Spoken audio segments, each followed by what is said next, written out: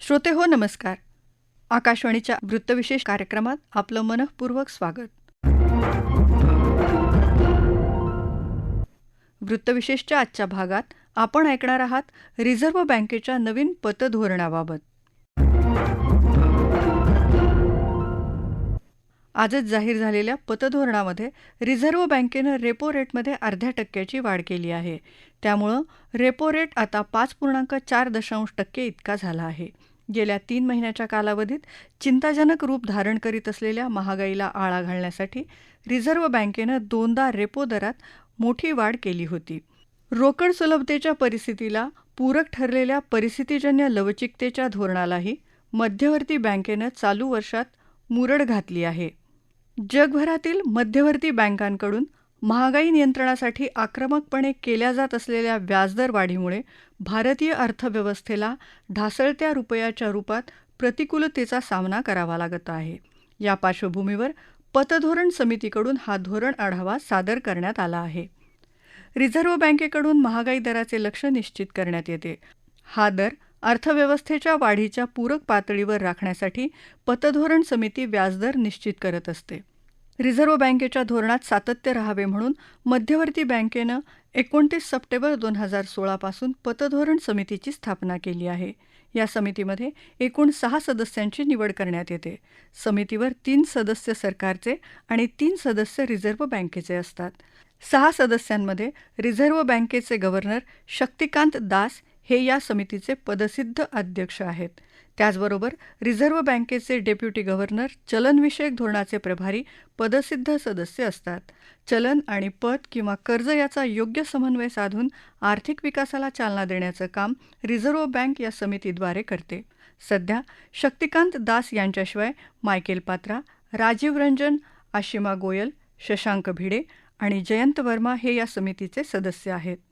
यंदाच्या अहवालात repo दराव्यतिरिक्त आरबीआयनं standing deposit फॅसिलिटीचा दर 4.65% वरून 5.15% केला आहे, तर मार्जिनल स्टँडिंग फॅसिलिटीचा दर 5.15% वरून 6.65% करण्यात आला आहे.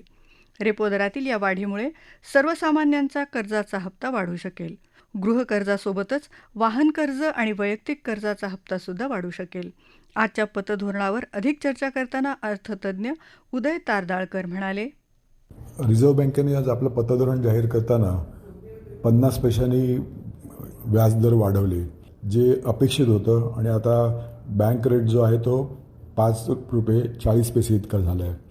आणि ह्या धोरणाचा एक जर विचार केला तर आपल्याला माहिती आहे की आपल्या देशामध्ये आणि जगातसुद्धा मोठ्या प्रमाणात महागाईचा डोंब उसळला आहे. अर्थात भारतातला महागाईचा जो रेट आहे तो जागतिक इतर देशांपेक्षा जरा कमीच आहे असं म्हणावं लागेल. आणि त्या दृष्टीने हे धोरण स्वीकारताना बँकेनी असा एक त्याच्यामध्ये रोख होता की चालू खात्यातली जी तूट आहे ती व्यवस्थित त्यांना कंट्रोलमध्ये ठेवता येईल असं त्यांनी स्वतः नंतरच्या एका मुलाखतीत सांगितलं. अर्थातच जेव्हा 50 पैशांनी बँकेचा रेट वाढतो तेव्हा ज्या कर्जदारांनी कर्ज घेतली आहेत किंवा जे कर्ज घेणार आहेत तर त्यांच्या दृष्टीने नक्कीच जो महिन्याचा ज्याला आपण EMI म्हणतो की जो हप्ता असतो तो हप्ता त्यांना जास्ती भरायला लागणार आहे. रिझर्व्ह बँकेचं एक जे नेहमीच धोरण असतं कुठल्याही मध्यवर्ती बँकेचं की महागाई कशी काबूत ठेवायची हे त्यांचं प्रमुख धोरण असतं. आणि त्या दृष्टीने आता आपली महागाई ही 6% पुढे आहे. आणि गेल्या कित्येक वर्षात रिझर्व्ह बँकेने ही महागाई 2 ते 4% पट्ट्यात राहणार असं त्यांनी जाहीर केलं होतं. म्हणजे 4% हा बेस झाला तर 2 उणे किंवा 2 अधिक, तर 6% पुढे असल्यामुळे एक मोठ्या प्रमाणात ही डोकेदुखी आहे. आणि त्या दृष्टीने रिझर्व्ह बँक पावलं उचलते. आणि ह्या दृष्टीने जर विचार केला तर रिझर्व्ह बँक एक जे मवाळ धोरण नेहमी वापरते की ज्याचा देशाच्या वृद्धीला फायदा होईल, पण यापुढे मात्र असं मवाळ धोरण पाळणार नसल्याचं रिझर्व्ह बँकेने सांगितलं आहे. कारण आपल्याला माहिती आहे की 60% पट्ट्यात महागाई आहे आणि ती कंट्रोल करताना त्यांना हे पाऊल उचलणं अनिवार्य होतं. आणि त्या दृष्टीने त्यांनी असं पाऊल उचललेलं आहे. दुसरी गोष्ट म्हणजे महागाई काबूत आणण्यासाठी जे काही पावलं उचलली जातील तर त्या दृष्टीने एक तरलता हळूहळू कमी होते असं रिझर्व्ह बँकेच्या गव्हर्नरने जाहीर केलं. आणि तरलता नक्कीच कमी झाली तर त्याचा किमतींवरती परिणाम होईल. आणि आपल्याला माहिती आहे की चांगल्या प्रमाणामध्ये पाऊस झालेला आहे आणि त्याचा परिणाम हा नक्कीच चांगली पिकं मिळू शकतील. आणि त्यामुळे जी ग्रामीण भागातली जी एकूण आपली लोकं आहेत ती आता मोठ्या प्रमाणावर खर्च करायला लागली आहेत. आणि भारत नक्कीच जर जगाचा विचार केला तर वेगाने वाढणारी अर्थव्यवस्था हा आपला किताब राखून ठेवेल. आणि आपली क्रयशक्ती चांगली असल्यामुळे भारताला त्या बाबतीत काही धोका नाही आहे. कारण जगामध्ये जागतिक मंदी वगैरे अशा बऱ्याच गोष्टींचा उहापोह सध्या तरी केला जात आहे, पण भारताला असं कुठल्याही तऱ्हेचा धोका सध्या तरी दिसत नाही आहे. त्यामुळे अशा या अनिश्चिततेच्या काळामध्ये भारत एक वेगळंच बेट आहे असं म्हणायला हरकत नाही. रिझर्व्ह बँकेचे पतधोरण केवळ व्याजदरासाठी महत्त्वाचे असते असे नाही, तर पतधोरणाबरोबर रिझर्व्ह बँक वार्षिक वृद्धीचे अंदाजसुद्धा व्यक्त करत असते. आज संपन्न झालेल्या पतधोरण समितीच्या बैठकीमध्ये 2022-23 या आर्थिक वर्षात भारतीय अर्थव्यवस्थेची वाढ 7.2% राहील असा अंदाज वर्तवण्यात आला आहे.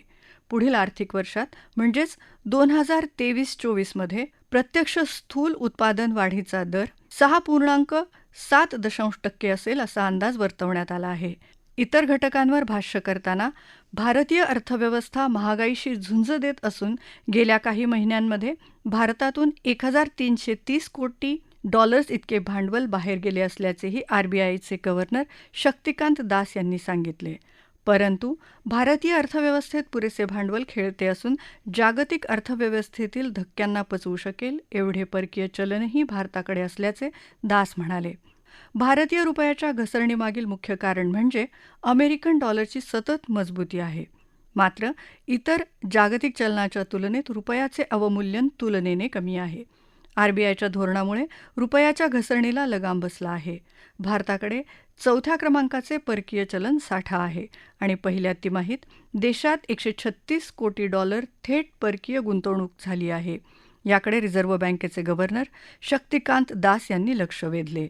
यावर अधिक चर्चा करताना अर्थतज्ज्ञ दीपक घैसास म्हणाले, आरबीआयने आता एक मॉनिटरी पॉलिसीचा त्यांचा एक रिलीज केला जो दर 15 दिवसांनी येतो आणि नवीन नियमाप्रमाणे आता एक मॉनिटरी पॉलिसी असते, पॉलिसी कमिटी असते आणि त्या कमिटीच्या रेकमेंडेशननुसार आरबीआय गव्हर्नर या पॉलिसी अनाऊन्स करतो.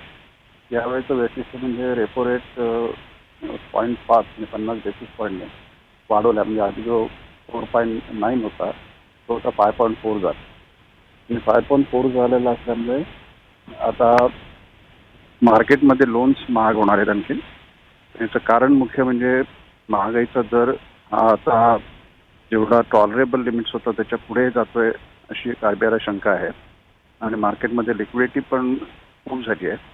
त्यामुळे ती लिक्विडिटी कमी करणं, लोनचे भाव वाढवल्यामुळे महागाईवर कंट्रोल करणं शक्य होईल असे एक इकॉनॉमिक थेअरीची संकल्पना असते आणि त्यानुसार जर का रेपो रेट वाढवला तर इंटरेस्ट रेट वाढतील आणि त्याप्रमाणे लोन महाग होतील.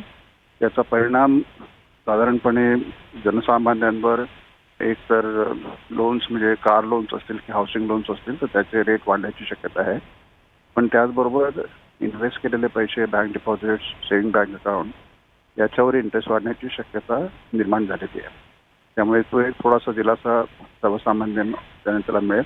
पण ज्यांनी घराची करता, गाड्यांकरता किंवा इतर कारणासाठी लोन्स काढलेले आहेत आणि तो फ्लोटिंग रेट आहे त्या सगळ्यांना कदाचित जास्त कर्जावरची इंटरेस्ट रेट भरणा करायला लागेल आणि त्यामुळे तो खर्च त्यांचा वाढेल.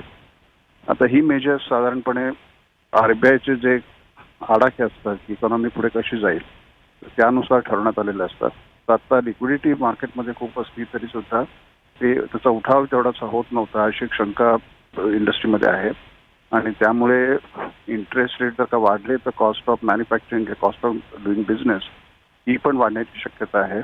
आणि सध्याच्या जागतिक अस्थिर परिस्थितीत आणि सप्लाय चेनवर एवढा भार पडलेला असताना, इतर गोष्टी महाग होत असताना, मेटल्स किंवा पेट्रोलियम महाग होत असताना इंटरेस्ट पण वाढवणं हा इंडस्ट्रीच्या दृष्टीने कदाचित निगेटिव्ह पॉईंट आहे आणि त्यामुळे जी ग्रोथ व्हायला पाहिजे, की जीडीपी ग्रोथ व्हायला पाहिजे त्याला एखादा खीळ बसण्याची शक्यता आहे. पण आरबीआयचं काम हे महागाईवर लक्ष ठेवणं आणि नियंत्रण करणं याच्याकडे असतं. अर्थात ते बॅलन्स ग्रोथ आणि इन्फ्लेशनवर ठेवायचा प्रयत्न करतायत परंतु माझ्या मते आत्ताच्या रेट इन्क्रीजमुळे इंडस्ट्रीवर वाईट परिणाम होईल.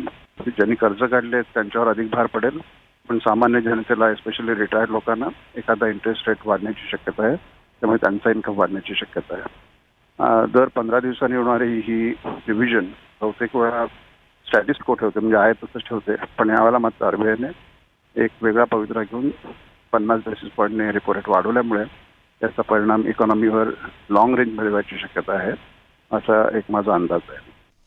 पतधोरणाबरोबर 5 अतिरिक्त उपायांची घोषणा रिझर्व्ह बँकेने केली. यात भारतातील परकीय चलनाची व्याप्ती वाढवण्यासाठी आणि ग्राहकांना परकीय चलनाच्या जोखमीचे व्यवस्थापन करण्यासाठी स्टँड अलोन प्रायमरी डीलर्सना आर्थिक बाजारपेठ विकसित करण्याची सुविधा पुरवणे, वित्तीय सेवांच्या आउटसोर्सिंगमध्ये जोखीम आणि आचारसंहितेचे व्यवस्थापन करणे, भारत बिल पेमेंट सिस्टीम अनिवासी भारतीयांसाठी खुली करणे, रिझर्व्ह बँक एकात्मिक लोकपाल योजनेची व्याप्ती वाढवणे आणि मुंबई आंतरबँक दरासाठी पर्यायी बेंचमार्कमध्ये बदल करण्यासाठी समिती स्थापन करणे याचा समावेश आहे.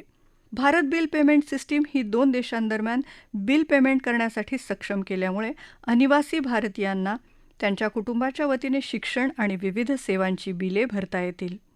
त्यामुळे ज्येष्ठ नागरिकांना सुद्धा याचा मोठा फायदा होऊ शकेल. भारतीय बँकांना दैनंदिन व्यवहारासाठी निधीची गरज असते. ही गरज पूर्ण करण्यासाठी रिझर्व्ह बँक देशातील बँकांना अल्पमुदतीचे कर्ज देते. या अल्पमुदतीच्या कर्जावर जो व्याजदर आकारला जातो त्याला रेपो रेट म्हणतात. रिझर्व्ह बँकेकडून रेपो रेटमध्ये वाढ झाली तर बँकांना मध्यवर्ती बँकेकडून अधिक दराने कर्ज मिळते. परिणामी बँका आपल्या ग्राहकांना वाढीव व्याजदराने कर्ज उपलब्ध करून देतात. त्यामुळे मागणी कमी होऊन महागाई नियंत्रणात येते. याआधी आरबीआयने रेपो दरात वाढ केल्यानंतर ग्राहक किंमत निर्देशांकावर आधारित महागाईत किरकोळ घट झाली आहे. एप्रिलमध्ये वाढलेल्या दराचा प्रत्यक्ष परिणाम साधारणपणे ऑक्टोबर-नोव्हेंबरमध्ये दिसू शकेल. पतधोरणाबरोबर जाहीर केल्या गेलेल्या अर्थव्यवस्थेचे इतर आकडे सकारात्मक दिसतायत. इतर देशांच्या तुलनेत भारतीय अर्थव्यवस्था चांगल्या स्थितीत आहे. चालू खात्यावरील तूट नियंत्रणात आहे. अर्थव्यवस्थेच्या इतर क्षेत्रातली सकारात्मकता महागाई नियंत्रणात आणण्यास उपयोगी पडेल, असे रिझर्व्ह बँकेचे मत आहे. या रिझर्व्ह बँक आणि केंद्र सरकार महागाईवर मात करण्यासाठी एकत्रितपणे काम करत आहे, अशी ग्वाही वित्तमंत्री निर्मला सीतारामन यांनी मंगळवारी लोकसभेत दिली होती. शेअर बाजारांनीही आजच्या धोरणाला सकारात्मक प्रतिसाद दिला आहे. जुलै महिन्यातील पोर्टफोलिओ गुंतवणूक सकारात्मक राहिली असल्याने रुपयाची घसरण कमी होईल अशी अपेक्षा आहे. रुपयाची किंमत देखील आज धोरण जाहीर केल्यानंतर 37 पैशांनी वधारली. भारतीय अर्थव्यवस्था मंदीमध्ये खेचली जाण्याची शक्यताही 0% आहे, अशी ग्वाही या धोरण आढाव्यात दिली आहे. ज्या पार्श्वभूमीवर महागाईची चिंता असली तरी अर्थव्यवस्थेचा एकंदर दृष्टिकोन हा सकारात्मक असल्याचे दिसते. आंतरराष्ट्रीय स्थिती आपल्या प्रत्यक्ष नियंत्रणात नसली तरी भारतीय अर्थव्यवस्थेचा मूलभूत ढाचा सक्षम असल्याने चिंतास्पद परिस्थिती नाही. पाऊस सरासरी एवढा होण्याची अपेक्षा आहे. तसे झाले तर ग्रामीण अर्थव्यवस्थेला हातभार लागेल आणि त्यातून अर्थव्यवस्थेला सुद्धा बळ प्राप्त होईल. रिझर्व्ह बँक आणि सरकार यांनी राबवलेल्या विविध उपाययोजनांचे सकारात्मक परिणाम लवकरच दिसतील आणि त्यातून सध्याचे मळब सुद्धा दूर होईल, अशीच सर्वांना अपेक्षा असेल. याबरोबरच आजचा वृत्तविशेष हा कार्यक्रम संपला. आकाशवाणी मुंबईच्या प्रादेशिक वृत्त विभागाने हा कार्यक्रम सादर केला. संपादन आणि सादरकर्त्या सरस्वती कुवळेकर, निर्मिती सहाय्य गुरुनाथ तेरवणकर, लेखन विनोद देशपांडे, निवेदन श्रद्धा मुखेडकर.